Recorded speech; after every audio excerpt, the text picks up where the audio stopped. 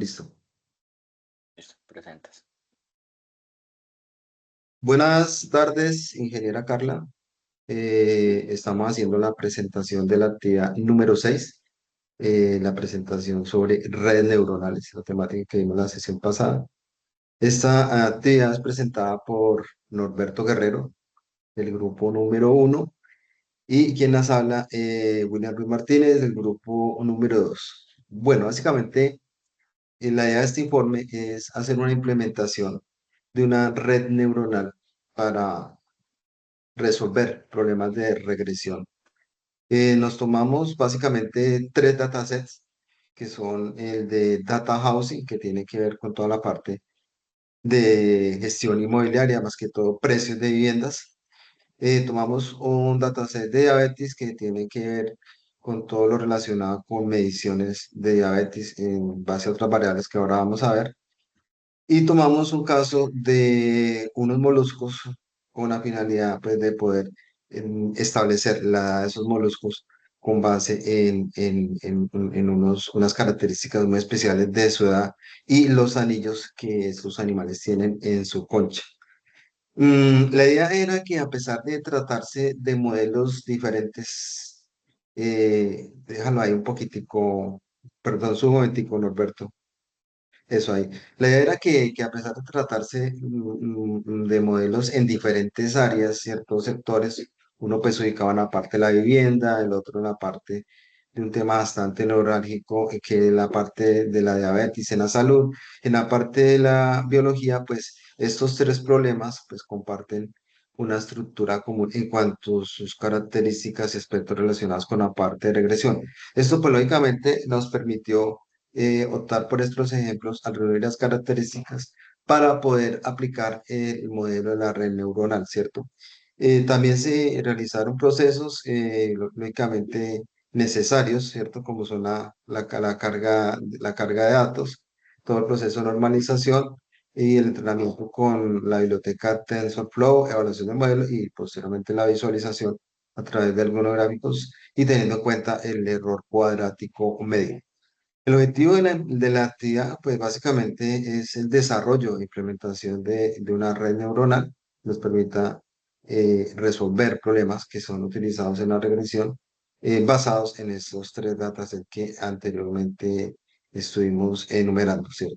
La idea, lógicamente, es trabajar con una serie de variables continuas, por ejemplo, el valor promedio de una vivienda, es un poquitico la progresión de una enfermedad como la diabetes basada en una serie de mediciones y otros aspectos, y la edad de un molusco que, como digo anteriormente, se basaba en la cantidad de anillos que tenía en su concha, ¿cierto? Eh, y lógicamente poder aplicar estos datos a resolver problemas de la vida real. En la metodología, sube un poquito, Norberto. Dentro de la metodología, pues básicamente manejamos todos los pasos que se deben manejar para la construcción de una red neuronal. Se hace la carga del dataset, ¿cierto? Estos datos son básicamente datos de ejemplo de la librería Skiller, ¿cierto? Y dentro de eso utilizamos, como dijimos anteriormente, California House, el dataset Low Diabetes y el otro dataset que básicamente es extraído de Fresh de OpenML, que se llama Avalon, que es el que contiene información de los moluscos. Se hace la separación de las variables, se toma la variable X como la variable independiente, o sea, X es la variable predictora, la que realmente nos va a generar cuáles van a ser las predicciones basada en la variable Y, que es la variable dependiente objetivo, que básicamente es la que tiene los datos como tal. Posteriormente se dividen los datos en un conjunto de entrenamiento 80-20, ¿cierto? Donde 80 son los datos escogidos para el entrenamiento y 20% son los datos de test o prueba con una variable que se llama la variable Train Test Split. Luego eso genera la normalización para mejorar, ¿cierto? Desear optimizar el rendimiento del modelo, y las variables predictoras se escalan con el método Standard Scaler, ¿cierto? Que se aplica a una distribución estándar cuyos valores van entre 0 y 1. A continuación se construye el modelo de la red neuronal utilizando la librería TensorFlow y Keras, y se maneja la siguiente arquitectura, ¿cierto? Un modelo secuencial con capas densas con activación REL, ¿cierto? Y una capa de salida que no tiene activación, que es la encargada de hacer la parte de regresión. A continuación se genera la compilación y entrenamiento del modelo. Para realizar el entrenamiento se utilizó el optimizador ADAM y se trabajó con la función de pérdida, el mean square error, ¿cierto? O sea, el error cuadrático medio. Y luego se entrenó con datos normalizados durante 20 épocas utilizando el generador FIT. Luego se evalúa el modelo basado en el rendimiento del conjunto de pruebas a través del método Evaluate y se grafica lo que es la parte de entrenamiento y también la parte de la pérdida, ¿cierto? Finalmente se realiza una predicción e interpretación y se realizan predicciones con base en el método PRED y se comparan con los valores reales cuando era necesario hacerlo a través de la directiva Inverse Transform para volver a escalar las presiones a su parte original. Bueno, a Listo, perfecto. continuación, pues, Norberto nos va a contar algo sobre el desarrollo de la actividad. Perfecto, para iniciar la actividad vamos a instalar lo que es la librería TensorFlow. Una vez instalada, vamos a hacer las importaciones de todas las que son las dependencias que vamos a utilizar. Empezamos con la que es NumPy, TensorFlow, Pandas, Matplotlib y de Scalar vamos a utilizar lo que es Scalar, que es para normalizar datos, y OneEncoder, que convierte variables categóricas en binarias. Esta parte la vamos a utilizar para el dataset número 3, ya que tiene algunas particularidades en especial, igual que el Column Transform. Primero que todo, está desarrollado de tal manera que primero tenemos que seleccionar cuál dataset vamos a utilizar. En este caso, yo voy a dar la explicación bastante rápida de California Housing, donde hablamos de un dataset que habla de los censos de viviendas de 1990, que tiene 8 características, lo que es el ingreso de los hogares, la edad media de las viviendas o los años que lleva la vivienda construida, el promedio de las habitaciones por vivienda, el promedio por personas, la latitud y ubicación y el valor de la vivienda. El valor de la vivienda está en miles de dólares. Cuando nosotros corremos, primero que todo, cargamos lo que es el dataset, lo que convierte el data frame y extrae la variable objetivo. También muestra las dimensiones del conjunto en las primeras 5 muestras. Partiendo de esto, encontramos que estos son los valores de los primeros 5, de las primeras 5 viviendas. Esto sería $452,600. Y una vez pasamos así, respectivamente cada uno de ellos, llegamos a la parte de la aplicación. La primera parte que vamos a hacer en este caso es la división de entrenamiento, lo que significa que vamos a colocar 80, 80% para entrenamiento y 20% para prueba. Posteriormente vamos a utilizar el escalar para lo que es normalizar los datos que queden en ceros y unos y empezamos a definir la parte del modelo. Para el modelo busca predecir el promedio de la vivienda usando redes neuronales. Y para eso utilizamos ADAM para mejorar la convergencia y MSE para mejorar el error. Compilamos el modelo y empezamos con el entrenamiento. En este caso le vamos a dar que cargue 30 épocas. Vamos a esperar que cargue. En este momento vamos a encontrar que el modelo empieza a reducir progresivamente la pérdida, lo que indica que el aprendizaje lo que indica que el comportamiento es estable y que pues no hay necesidad de un sobreajuste, ya que pues va reduciéndose, está aprendiendo correctamente hasta el momento.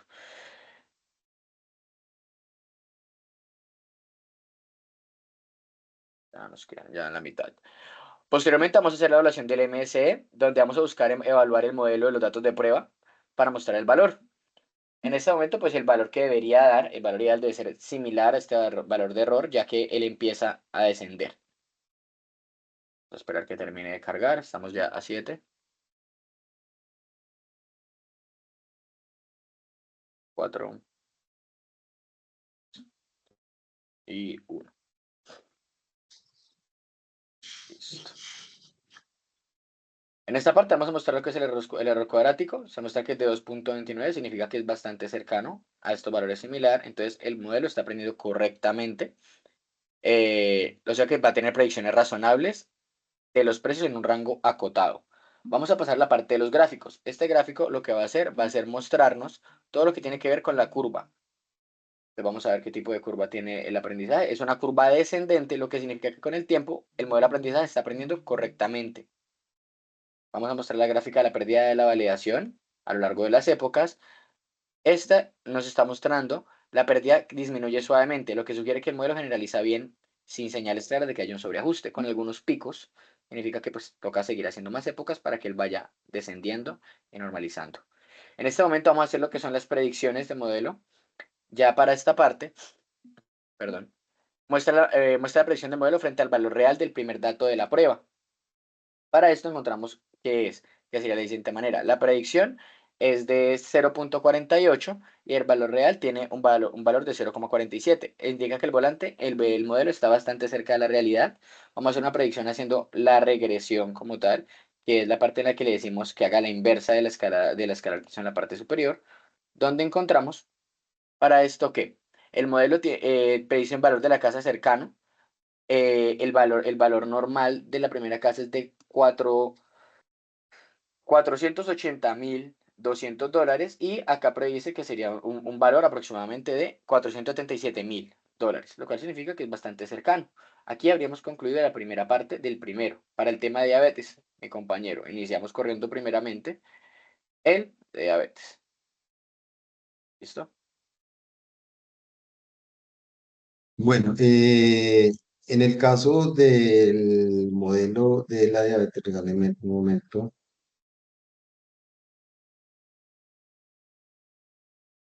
Para dar claridad, mientras tanto, el modelo tiene 442 datos, tiene 10 características y los datos de referencia son como tal la escala, sin que la interpretación de las variables que presenta la progresión de la diabetes un año después. Entonces, 151 baja a 75, sube a 141, de esta manera se leerían estos datos. Bueno, entonces básicamente el modelo de la diabetes, ¿cierto? Es un modelo que nos permite establecer el manejo de la diabetes basado en una serie de mediciones. Como sabemos, la diabetes es una enfermedad que toca tener controlada con mediciones periódicas de cuál es la cantidad de glucosa que hay en la sangre, ¿cierto? Este dataset que nosotros tomamos es un dataset que contiene 442 registros y se basa en 10 características médicas, como son, por ejemplo, cuál es la del paciente. Ya bien sabemos que entre más avanzada la del paciente, pues es mucho más complejo el control de esta enfermedad. El sexo, que básicamente pues no representa un factor predominante, puede tener tanto diabetes en un hombre como una mujer. Un factor que sí es bastante interesante es el body mass index, o sea, el índice de masa corporal, porque lógicamente personas tendientes a la obesidad, lógicamente se puede complicar con la parte médica en la parte de la diabetes. La presión sanguínea promedio también es un factor bastante influyente y del S1 al S6, pues básicamente son muestras de diferentes parámetros sanguíneos y como vemos entonces tomamos la variable Y como variable objetivo, ¿cierto? Luego de eso se realiza un entrenamiento, ¿cierto?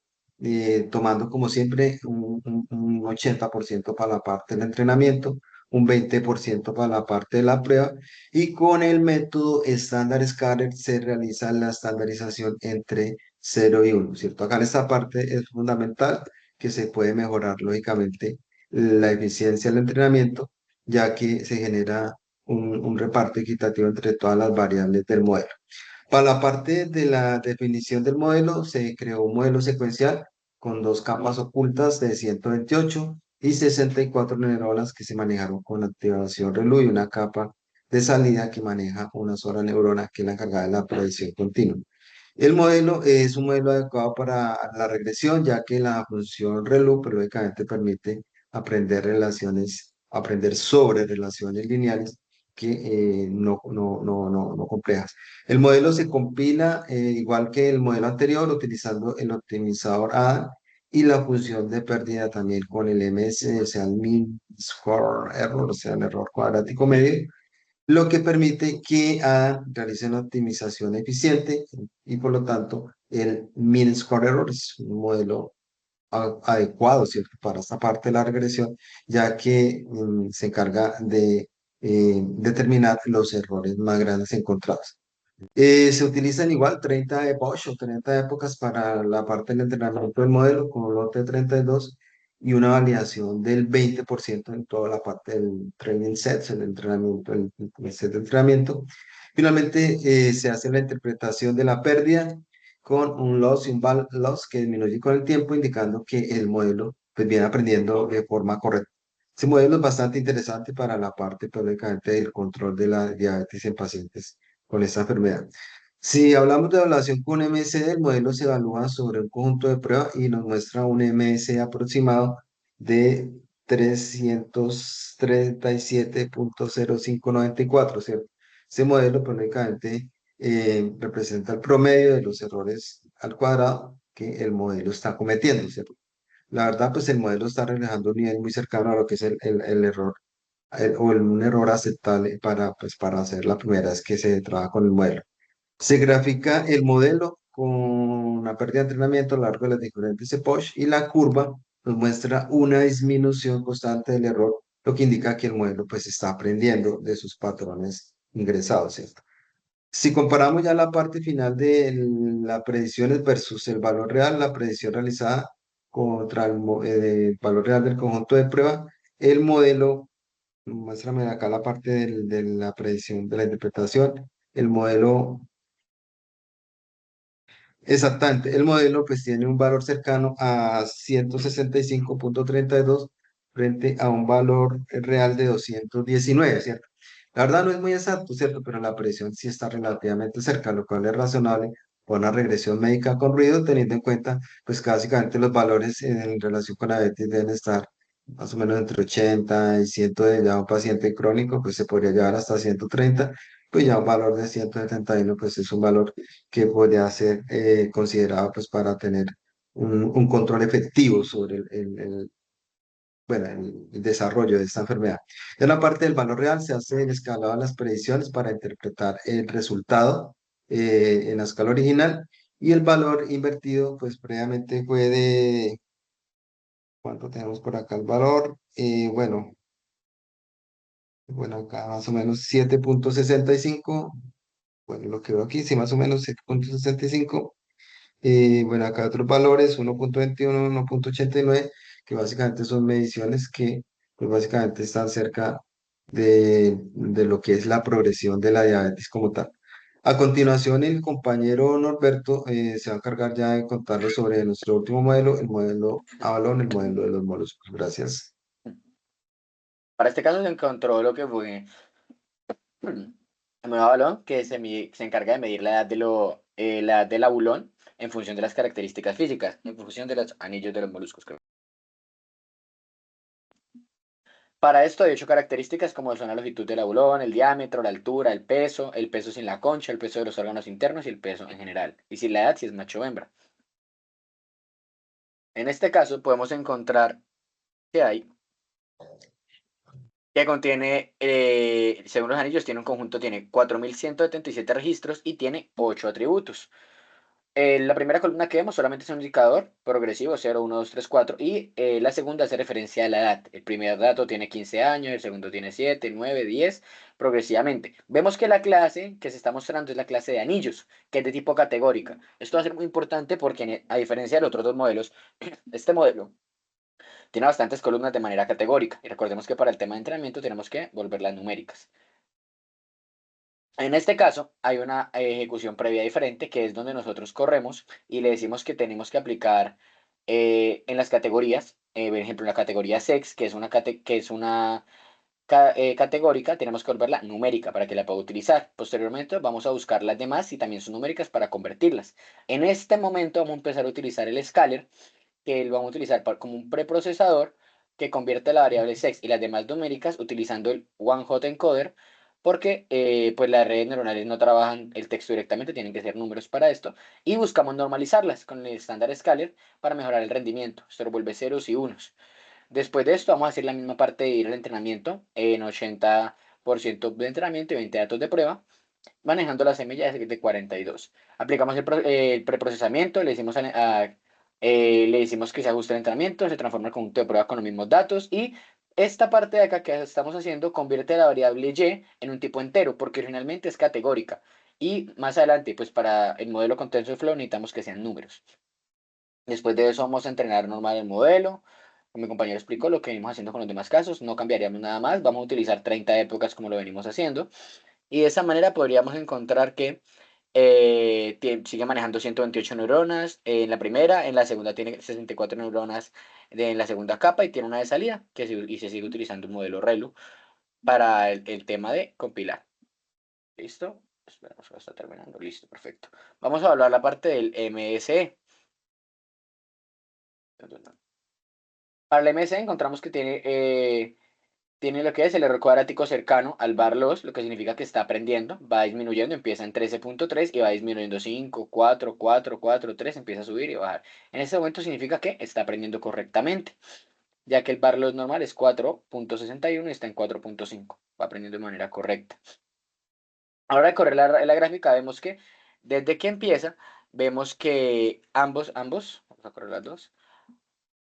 Entonces, ambas gráficas muestran la pérdida de entrenamiento y validación y muestran la tendencia decreciente, lo cual indica que el entrenamiento es exitoso y que no es necesario un sobreajuste. En la parte de la validación a lo largo de las épocas podemos ver que pues baja y empieza a fluctuar, lo que significaría que pues para que aprenda de mejor forma deberíamos de ejecutar mayores épocas para que pues tuviera más datos para poder comprobar. Para el tema de las predicciones, en esta parte, perdón, tenemos que habilitar esta línea de código, ya que tenemos que utilizar, como utilizamos dentro de las el column transform, cambia el índice y tenemos que empezar a utilizar el índice con ILO, que lo que hace es dar el valor específico sin importar el índice real. En este momento nos da que tenemos, listo. Se realiza la predicción y se obtiene un valor predicho que es 11.712, cercano, y el valor real es de 9. Esto indica que hay una ligera sobreestimación, pero es un margen razonable dando pues el MS que estamos manejando. Para este caso tenemos que hacer exactamente lo mismo. Habilitamos esta parte para que nos utilice el mismo dato para la variable y de testeo. Y encontramos la siguiente. Se realiza la transformación inversa y se obtienen valores de la predicción de los anillos, el cual fue aproximadamente de 5.8, 3.2, 3.4, frente a un valor real de 9. ¿Qué significa esto? Que no es exacta, pero muestra una aproximación coherente dentro del margen de error aceptable. ¿Por qué pasa esto? Porque es la primera vez que el modelo viene a correr. Voy a proceder a explicar la parte del análisis general frente a todo lo que tiene que ver con las actividades realizadas y mi compañero va a explicar la parte de las conclusiones. Primeramente tenemos que la aplicación del modelo neuronal de simples se logra aplicar un modelo de red neuronal básica con TensorFlow a los tres, con diferentes modificaciones, pero demuestra la aplicabilidad frente a un modelo en diferentes casos, como lo que son la parte de las casas, la parte biológica y la parte del tema de salud. Vemos la versatilidad en los datasets, ya que cada uno predice cosas diferentes. En el caso de California vemos la predicción de una vivienda, en la diabetes las enfermedades y en el avalo en el conteo de los anillos. La eficiencia del procesamiento para normalizar los datos y seguirlos correctamente es muy importante para que pues, el modelo pueda aprender que estos datos estén normalizados, ya que depende de ello para que el modelo aprenda correctamente. La reutilización del código, ya que vimos que el mismo flujo de trabajo se utilizó, solamente tuvo que hacerse una modificación pequeña en la parte de los moluscos de mar, de los avalones, para que corrieran por el tipo de columnas que tenía. De resto, podemos ver que la interpretación de los resultados, vemos que puede interpretar adecuadamente y que están aprendiendo los modelos, ya que empieza de un error mayor a disminuir el error. ¿Qué podríamos deducir parcialmente? Que entre más épocas, dependiendo del modelo, podemos ver que va a reducir más, lo cual va a acercar más el valor a un valor real. Mi compañero va a hablar del tema de las conclusiones. Bueno, finalmente, ¿qué podemos concluir de este ejercicio, cierto? Podemos decir que el preprocesamiento, pues, definitivamente tiene una incidencia bastante significativa en lo que es la parte del rendimiento del modelo aplicado en los tres datasets que vimos anteriormente. Como decía Norberto, pues de pronto ahí hubo la única, digamos, un poco de complicación fue cuando se tocó hacer el casteo en el caso de los moluscos que venía con variables tipo texto y tocó convertirlas en variables numéricas, ¿cierto? Que básicamente se fue pues como un proceso, un paso adicional que tocó hacer en esta parte. Fueron fundamentales toda la parte de redes neuronales, ¿cierto? Porque pues, lógicamente llevaron a una convergencia adecuada y nos ofrecieron unas presiones pues muy cerca de lo que fueron pues lógicamente valores reales, de verdad que fue muy pues muy gratificante, podríamos llamarlo así, pues que estos modelos apenas empezando perdón la redundancia, a ser modelados en unas primeras, pues tuvieran unos resultados tan, casi que tan precisos. En cuanto a la métrica del error cuadrático, se puedo comprar, por ejemplo, que California Housing bajó en un punto 30, indicando, como dijimos anteriormente, la alta presión de esos precios de esas viviendas que fueron normalizados. En el caso de la diabetes, el MS fue un poco más alto, 37,86,89, pero lógicamente que ya tiene que ver mucho con la parte del manejo de datos médicos en forma individual aplicada a cada uno de los casos de cada uno de los pacientes, que lógicamente son diferentes. En el caso de los moluscos, el MC sí fue un poco más moderado, fue 4,60 y como dije anteriormente, razonable para la predicción de las segundas características físicas de cada animal, de cada molusco. La curva de entrenamiento y validación revela cuando hay que detener el modelo, hacerle algunos cambios, ¿sí? Y se observó una reducción clara de la pérdida del loss y del bad loss, lo cual evidencia pues, que el modelo está haciendo un aprendizaje bastante adecuado, ¿cierto? No se detectó casos de sobreajuste de verdad altos, lo que de pronto indica que el número de épocas establecido era el adecuado para cada uno de los datasets.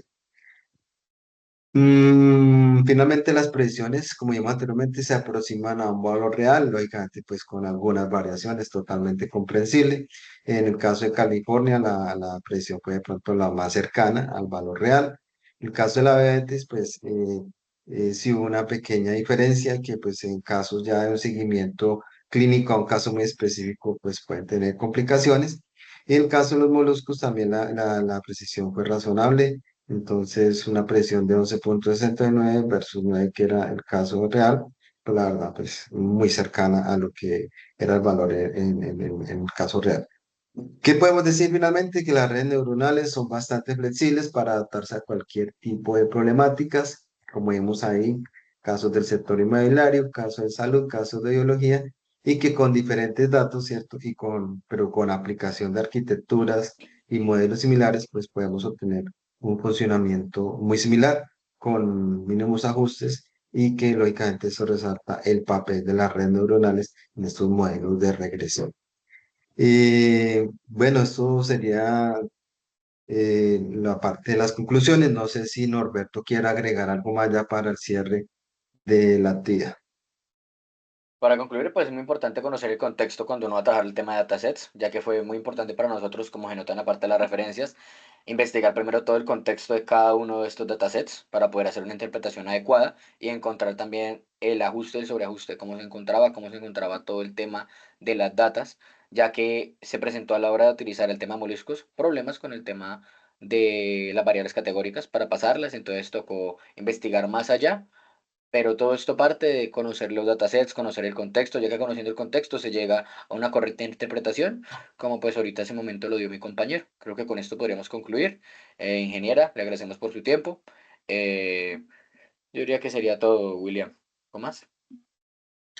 Bueno, finalmente, pues ya de mi parte, hacer un mensaje de cierre. Muchas gracias, ingeniera, por el tiempo dispensado, la visualización de este video. Esperamos que haya sido de su agrado y que haya tenido una completa comprensión de los temas a tratar. Muchas gracias y hasta luego.